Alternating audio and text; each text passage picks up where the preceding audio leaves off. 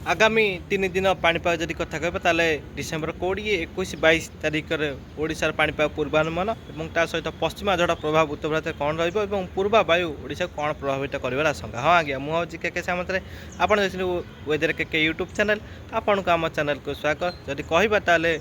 लगातार भाव उत्तर भारत ठंडा वायु ओडिशा मध्य प्रवेश करुला, ठंडा देखा मिलूला, शीत देखा मिलूला, किंतु ताहा एबे प्रभावित हबार संभावना रही अर्थात उत्तर भारत में पश्चिमा झड़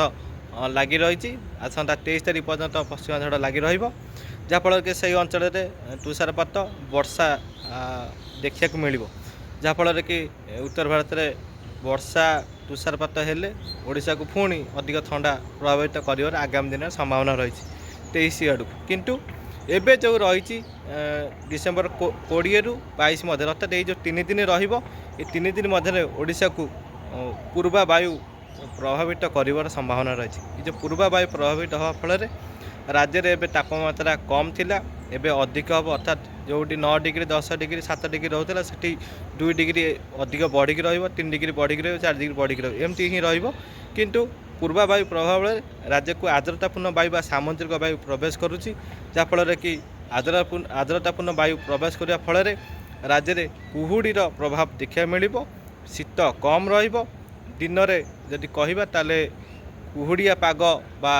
मेघुआ पाग भाया देखा आगामी 3 दिन ये स्थिति रही 22 तारिख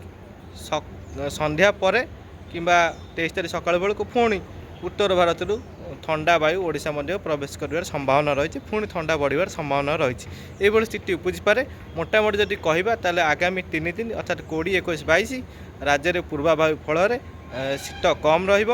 कुहुड़ी अधिका देखा मिल संध्या और सकाल समय और ता सहित जदि कहबा दिन में कुहुड़िया पाग बा मेघांशन पाग देखा मिल ये स्थिति रही किसी परिवर्तन आसो निश्चित अपडेट देवी। देखुता चैनल को सब्सक्राइब करते लाइक शेयर करेंगे। रही नमस्कार।